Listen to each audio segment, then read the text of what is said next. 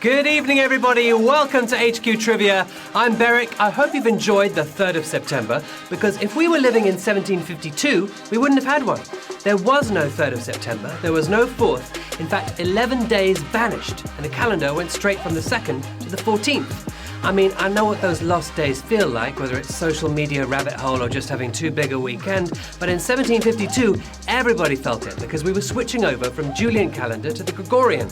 Julian calendar was a pretty excellent calculation for 46 BC, but it was off by 11 minutes a year, so they took out leap years for those years where the year was divisible by 100, and voila! But that meant realigning the days, and there are tales of people in Britain rioting because they thought the government was stealing 11 days from their lifespans. Probably exaggerated, but it makes a good story. Not all countries change at the same time. Lots of Europe had made the switch 170 years before us, but Turkey, for example, didn't do it until 1927. And in the US, some states changed before others. Interesting times. Anyway, let's be thankful that we have a 3rd of September in which to lose some time together, learn some stuff, and hopefully make some money. £1,000 to be won or split if you can get all 12 questions correct. If you get a question wrong, you can still watch the game, but you can't play unless you have an extra life to use. You know the drill. Here is Q1. Which of these is the name of a popular breakfast cereal? Cornflakes, corned beef, corn on the cob? Yes, a bit of a corny question to get you started here on HQ. Monday night. You can eat any of them for breakfast, but which of them was actually designed for it? Off the cob and in the milk, it's cornflakes. Yes, and cereal killing it. 100,598 of you. Yeah, 162 thought corned beef. I've got no beef with you, but you're going to have to go, I'm afraid. And 96 were on the cob, but are off the game. Sorry about that. Q2. Who won the Golden Boot at the 2018 Football World Cup? Harry Styles, Citizen Kane, Harry Kane. Yes, the Adidas Golden Boot, as we should call it, or the Cadbury's Golden Boot if you're in the Premier League. Lovely chocolate shoes there. Now, he may clean up at the Teen Choice Awards, but Harry Styles has to pay for his golden shoes. Scoring 6 goals in 7 games, it was Harry Kane. Captain Kane, will he go to Barcelona or will he stay with Spurs? 96,467 of you knew it. Harry is the second English player to be awarded the Golden Boot, following in the crisp crumbs of Gary Lineker. Now, coming up this Thursday, our theme night is music. Sharon will be hosting a special on all things music related, so don't miss that.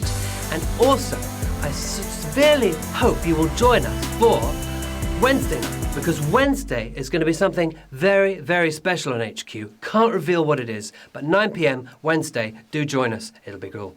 Meanwhile, hello to Will from the Isle of Wight and the lovely Denise Panettone, also to Davida and the Vinoteca team, and massive congratulations to Anya and Miles, who just got engaged. Whoop, whoop. Good luck to all of you. Q3. Roy Wood famously sang that he wished it could be Christmas how often? Once in a blue moon, every day, once a decade. Yeah, this was a song that was recorded in August. They went into the studio, made all the air conditioning make it really freezing cold, wore bobble hats and put up lights just to get in the mood. If you went for once in a decade, then you're confusing Wizard with the Grinch. Banishing Boxing Day altogether, he wished it could be Christmas every day. And Christmas has come early for 93,427 of you. Roy's wish comes truer every year, as my local shop already has Santas on the shelves. What's it all about? Q4. Nimbus and cumulus are types of what?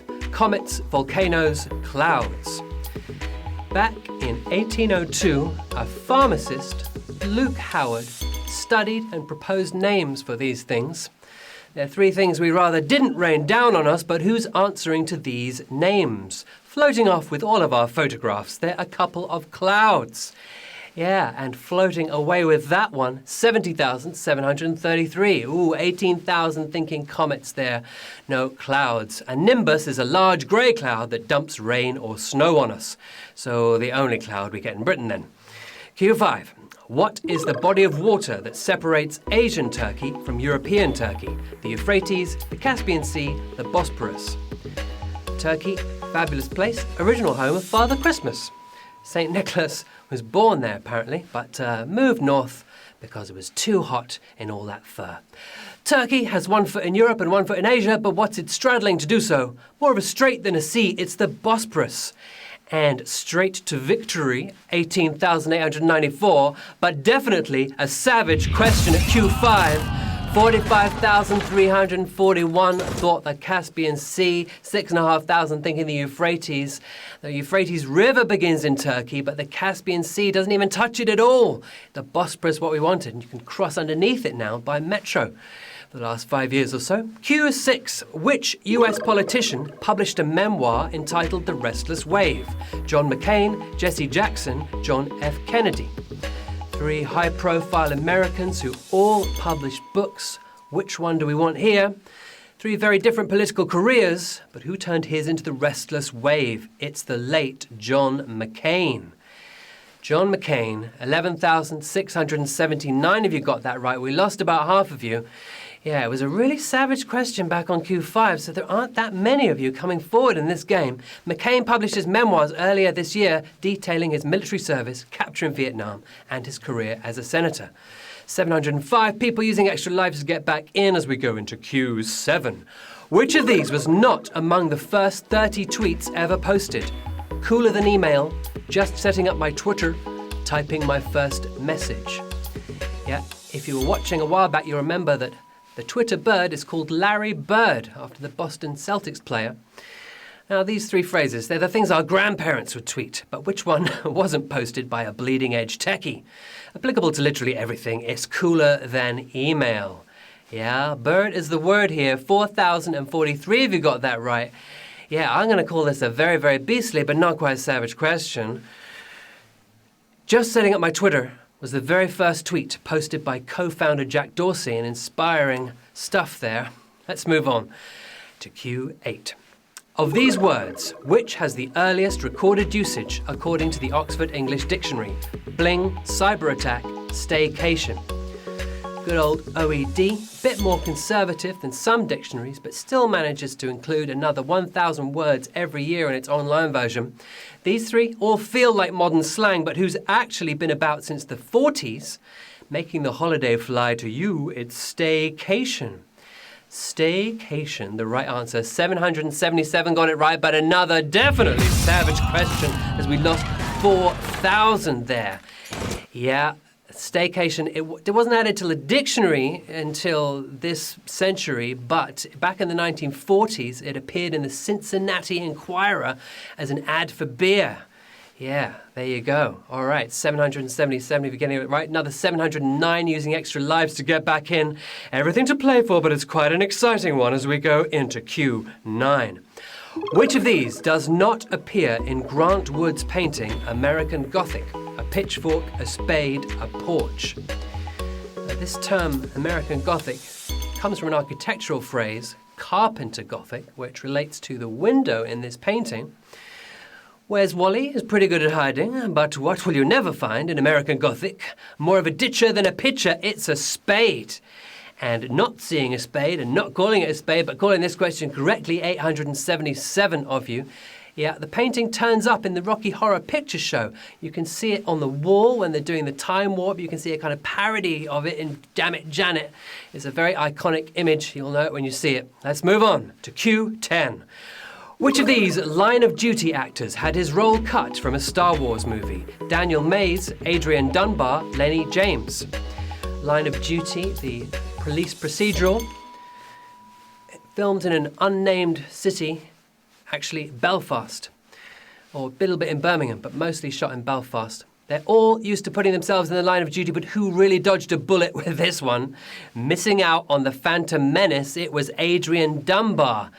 Yeah, they could have cut the whole movie as far as I'm concerned. 295 of you got that right, but another one that's very difficult but not quite savage. We lost 621 of you in that question. We know him as Superintendent Hastings, but we almost knew him as Bail Prester Organa too. All right then, Q11.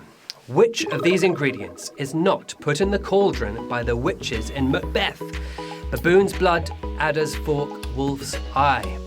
It's a very long, complicated recipe. It's a bit like an ottolenghi recipe. You know, there's so many ingredients, you can't get them in the supermarket. It's the double toil and trouble speech, of course. Snakes don't even have hands, but that didn't stop the witches chucking in an adder's fork. It's a little joke there for you.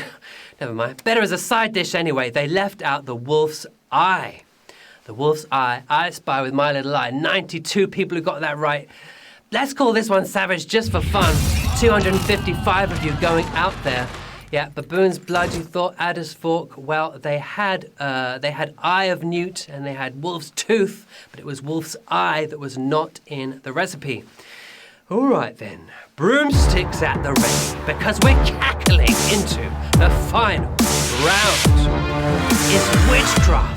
It has been a tough one today. 17 using those extra lives, 92 getting it right, £1,000 still to play for. I feel some big money payouts today. I feel it. Come on, here's cue 12. Which of these people has not gained an EGOT by winning Emmy, Grammy, Oscar and Tony Awards? Whoopi Goldberg, Mel Brooks, Cher. Richard Rodgers was the first person to win an EGOT, writer of Sound of Music et al., although he got a Pulitzer Prize as well, so he really got a PGOT. Anyway, these are three proper polymaths, but who's one award shy of a full house? Brooks has won 3 Tonys for The Producers. He got an EGOT, but what did she got? Who nearly got an EGOT? We're after the person with 0 Tonys here, commanding the stage, but yet to do it theatrically. It's Cher for the win. And I believe we have 44 winners tonight.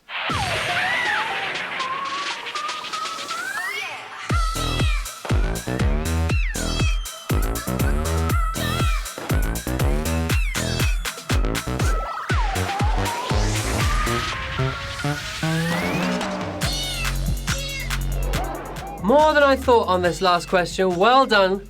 Some of you went down in flames. I guess if you could turn back time, you'd do it differently. But 44 of you got HQ, babes. Congratulations to Juniperus, to Adam Fryett29, to DJ Tob, who's got a nice bit of tash and wig action there. Love a good wig. To Kenzo, you've all got £22.73 for your trouble. Nice going. There's a number 1 in a heart there who's also won. Someone who's got one of those characters. Is that a Family Guy? I don't know. I don't recognise him. But anyway, I'm definitely glad we had a 3rd of September this year because I had a great time. I hope you did too. Thank you for playing. I'm Beric Livingstone and you can find me on Twitter and Instagram. Give me a follow, send me a shout request, tell me how you did, or just share the goss. We will be back with a wonderful music-themed show on Thursday, and as I said, there's something very, very special on Wednesday. And meanwhile, tomorrow at 3 p.m, we return with our regular game. More chances to win money and more interesting stuff to learn. Hope you can join us then. Meanwhile, go, have fun, enjoy the time we have. See you soon.